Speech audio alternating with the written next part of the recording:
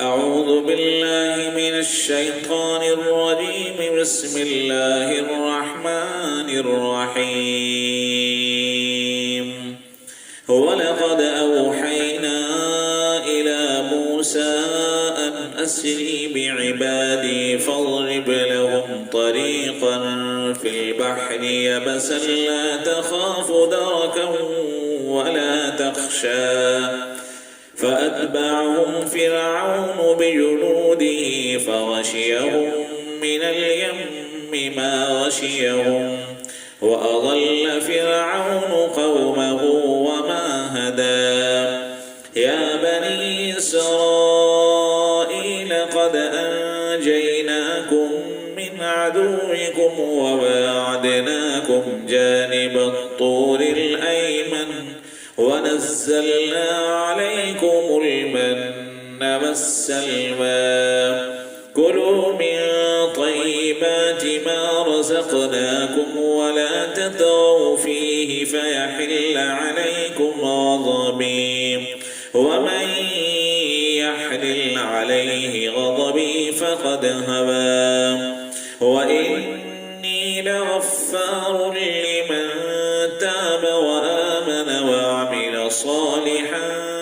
ثم اهتدى. اور بے شک ہم نے موسیٰ کو وحی کی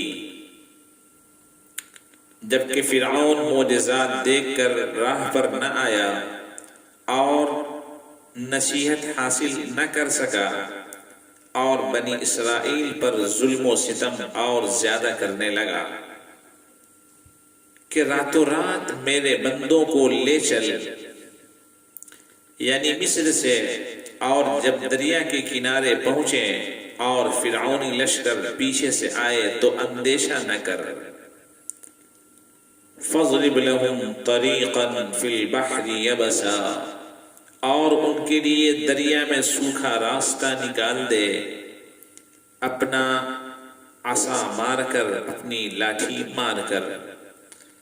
تجھے ڈر نہ ہوگا کہ فرعون آ لے، یعنی تجھے پکڑ لے، اور نہ کوئی خطرہ ہوگا، یعنی دریا میں غرق ہونے کا کوئی ڈر اور خوف نہیں ہوگا. موسیٰ علیہ السلام حکم الہی پا کر رات کے اول وقت 70,000 بنی اسرائیل نام ہے حضرت یعقوب علیہ السلام کا، اور بنی اسرائیل سے یعقوب علیہ السلام کی اولاد مراد لی جاتی ہے. موسیٰ علیہ السلام حکم الہی پا کر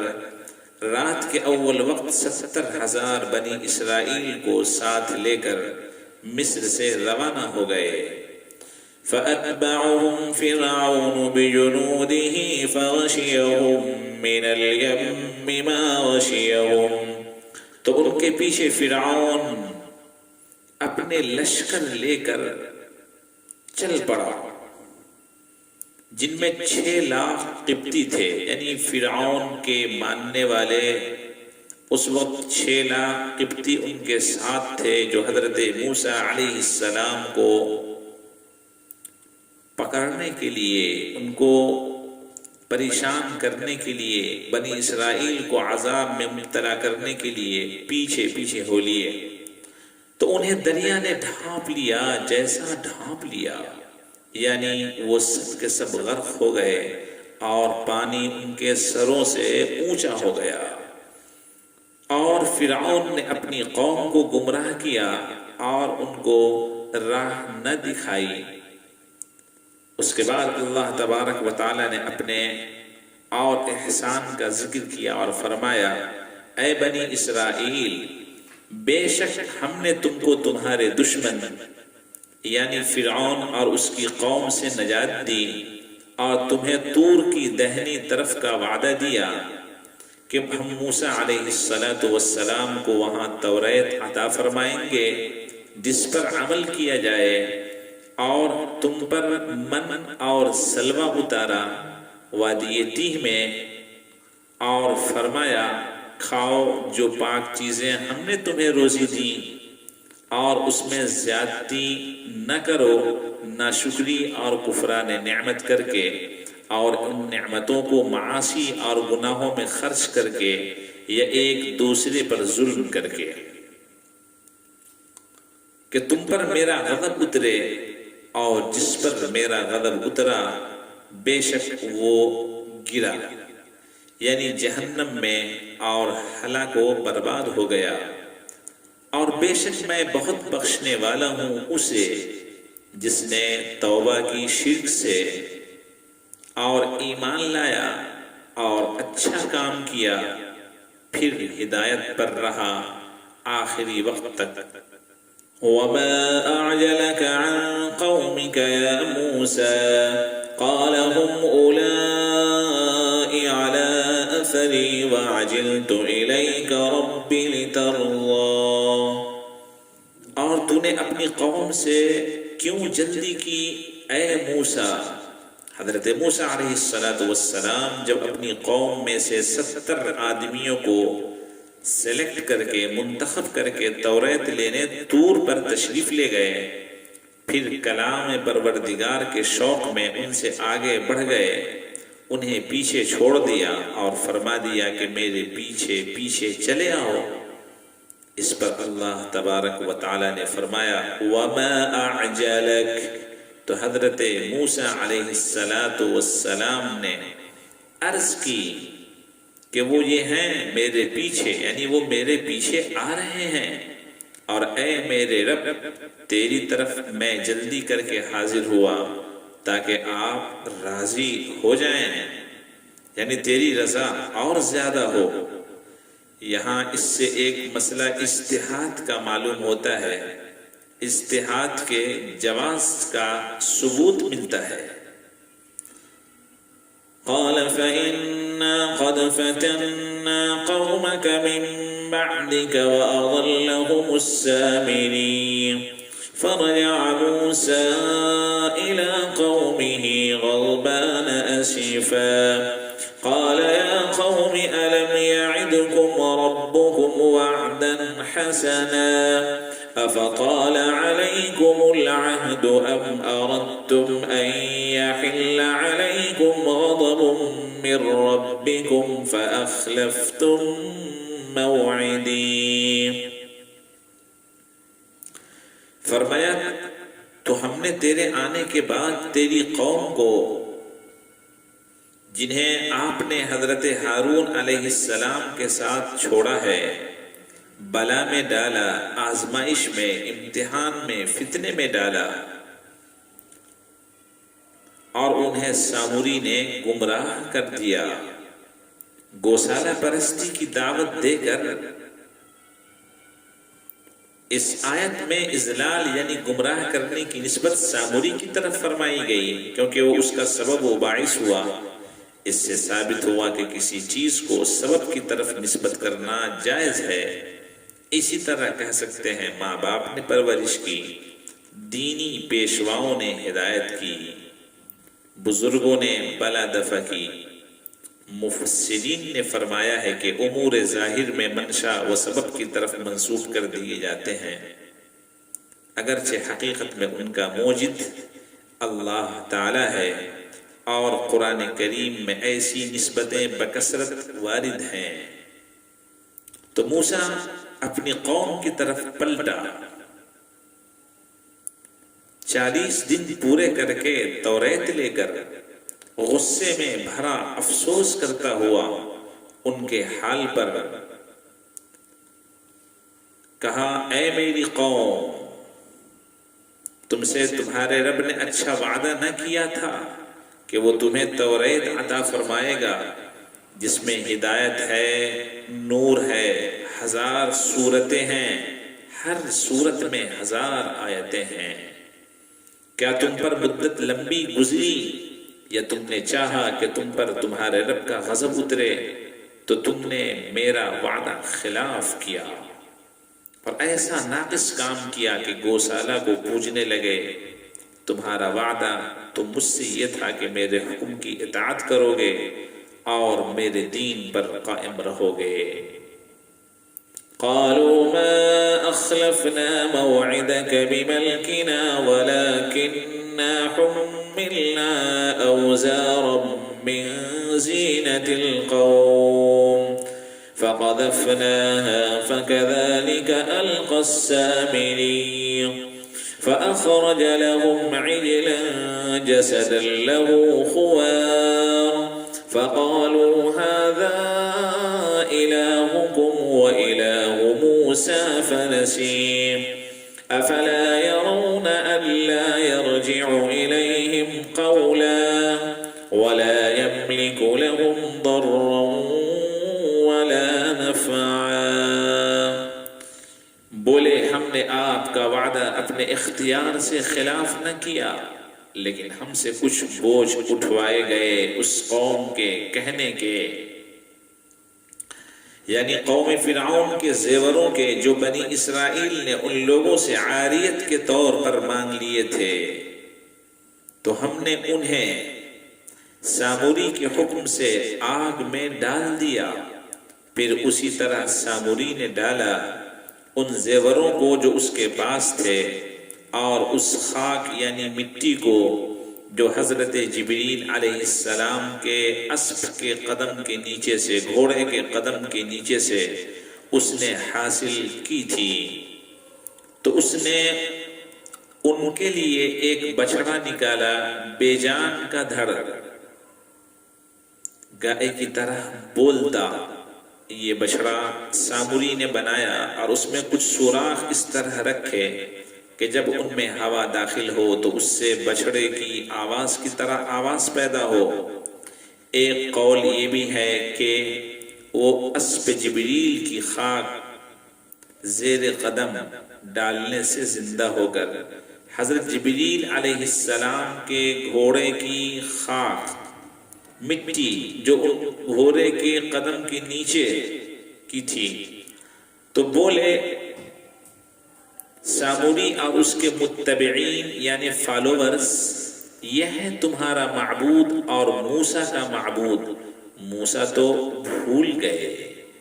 یعنی موسیٰ علیہ السلام معبود کو بھول گئے اور اس کو یہاں چھوڑ کر اس کی جستجو میں طور پر چلے گئے۔ معاذ اللہ، اللہ کی بات۔ بعد مفسرین نے کہا ہے کہ نسیہ کا فاعل یعنی سبجیکٹ ساموری ہے، اور معنی یہ ہے کہ ساموری نے جو بچڑے کو معبود بنایا وہ اپنے رب کو بھول گیا، یا وہ حدوث اجسام سے استدلال کرنا بھول گیا، یعنی اپنے پروردگار کو ہی ساموری بھول بیٹھا۔ تو کیا نہیں دیکھتے کہ وہ یعنی بچڑا انہیں کسی بات کا جواب نہیں دیتا اور ان کے کسی برے بھلے کا اختیار نہیں رکھتا، خطاب سے بھی عاجز اور نفع و ضرر سے بھی وہ کسی طرح معبود ہو سکتا ہے۔ وَلَقَدْ قَالَ لَهُمْ هَارُونُ مِن قَبْلُ يَا قَوْمِ إِنَّمَا فُتِنْتُمْ بِهِ وَإِنَّ رَبَّكُمُ الرَّحْمَنُ فَاتَّبِعُونِي وَأَطِيعُوا أَمْرِي قَالُوا لَن نَّبْرَحَ عَلَيْهِ عَاكِفِينَ حَتَّى يَرْجِعَ إِلَيْنَا مُوسَى قَالَ يَا هَارُونُ مَا مَنَعَكَ إِذْ رَأَيْتَهُمْ ضَلُّوا أَلَّا تَتَّبِعَنِ أَفَعَصَيْتَ أَمْرِي قال يا ابن أم لا تأخذ بلحيتي ولا برأسي إني خشيت أن تقول فرقت بين بني إسرائيل ولم ترقب قولي۔ اور بے شک ان سے ہارون نے اس سے پہلے کہا تھا کہ اے میری قوم، یوں ہی ہے کہ تم اس کے سبب فتنے میں پڑے تو اسے نہ پوجو، اور بے شک تمہارا رحمان نہایت رحم کرنے والا ہے، تو میری پیروی کرو اور میرا حکم مانو۔ ان لوگوں نے کہا ہم تو اس پر جمع رہیں گے، یعنی گوسالہ پرستی پر قائم رہیں گے، بچڑے کو پوجتے رہیں گے، اور تمہاری بات نہ مانیں گے۔ اس پر حضرت ہارون علیہ السلام ان سے علیحدہ ہو گئے اور ان کے ساتھ 12,000 وہ لوگ جنہوں نے بچڑے کی پرستش نہ کی تھی۔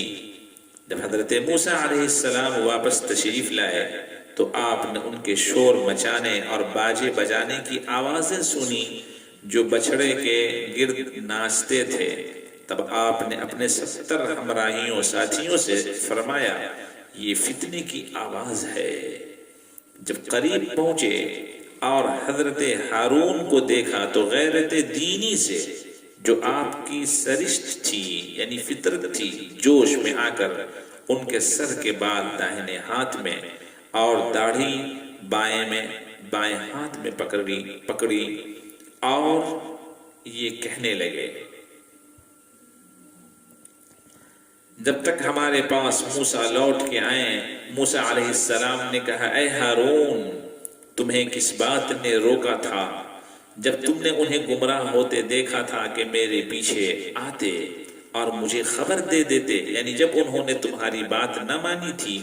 تو تم اس سے کیوں نہیں آ ملے کہ تمہارا ان سے جدا ہونا بھی ان کے حق میں ایک جزر ہوتا، یعنی ایک تنبیہ ہوتی۔ یہ سن کر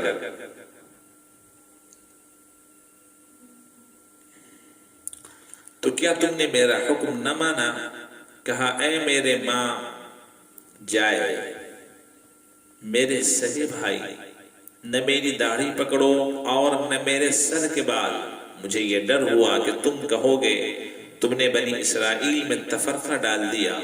اور تم نے میری بات کا انتظار نہ کیا۔ یہ سن کر حضرت موسیٰ علیہ السلام ساموری کی طرف متوجہ ہوئے۔ چنانچہ موسیٰ نے کہا اب تیرا کیا حال ہے اے ساموری؟ تو نے ایسا کیوں کیا؟ اس کی وجہ بتا۔ بولا، ساموری نے کہا میں نے وہ دیکھا جو لوگوں نے نہ دیکھا، یعنی میں نے حضرت جبریل علیہ السلام کو دیکھا اور ان کو پہچان لیا۔ وہ اسپِ حیات پر سوار تھے، یعنی ہمیشہ زندہ رہنے والے گھوڑے پر سوار تھے۔ میرے دل میں یہ بات آئی کہ میں ان کے گھوڑے کے نشان قدم کی خاک لے لوں، تو ایک مٹھی بھر لی فرشتے کے نشان سے، پھر اسے ڈال دیا اس بچھڑے میں جس کو بنایا تھا، اور میرے جی کو یہی بھلا لگا۔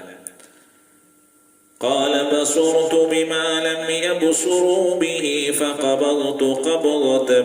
من أثر الرسول فنبذتها وكذلك سولت لي نفسي قال فاذهب فإن لك في الحياة أن تقول لا مساس وإن لك موعدا لن تخلفه وانظر إلى إلهك الذي ظلت عليه عاكفا لنحرقنه ثم لننسفنه في اليم نسفا۔ کہا تو چلتا بن، دور ہو جا، کہ دنیا کی زندگی میں تیری سزا یہ ہے کہ جب تجھ سے کوئی ملنا چاہے تو تیرے دل تیرے حال سے واقف نہ ہو تو اس سے تو کہے چھو نہ جا، مت ہاتھ لگانا مجھ کو، میرے قریب مت آنا، یعنی سب سے علیحدہ الگ رہنا، نہ تجھ سے کوئی چھوئے نہ تو کسی سے چھوئے۔ لوگوں سے ملنا اس کے لیے کلی طور پر ممنوع قرار دیا گیا، اور ملاقات، مکالمت، بات چیت، خرید و فروخت ہر ایک کے ساتھ حرام کر دی گئی، اور اگر اتفاقاً کوئی اس سے چھو جاتا تو وہ اور چھونے والا دونوں شدید بخار میں مبتلا ہوتے۔ وہ جنگل میں یہی شور مچاتا پھرتا تھا کہ کوئی چھو نہ جانا، اور وحشیوں اور درندوں میں زندگی کے دن نہایت تلخی اور وحشت میں گزارتا تھا۔ اور بے شک تیرے لیے ایک وعدے کا وقت ہے، یعنی عذاب کے وعدے کا آخرت میں بعد اس عذاب دنیا کے تیرے شرک و فساد انگیزی پر جو تجھ سے خلاف نہ ہوگا، اور اپنے اس معبود کو دیکھ جس کے سامنے تو دن بھر آسن مارے رہا، یعنی لگا رہا، جمع رہا اور اس کی عبادت پر قائم رہا، قسم ہے ہم ضرور اسے جلائیں گے، پھر ریزہ ریزہ کر کے دریا میں بہائیں گے۔ چنانچہ حضرت موسیٰ علیہ السلام نے ایسا کیا، اور جب آپ سامری کے اس فساد کو مٹا چکے تو بنی اسرائیل سے مخاطب فرما کر دین حق کا بیان فرمایا اور ارشاد کیا، انما الہکم اللہ الذی لا الہ الا ہو وسع کل شیء علما، تمہارا معبود تو وہی اللہ ہے جس کے سوا کسی کی بندگی نہیں، ہر چیز کو اس کا علم محیط ہے۔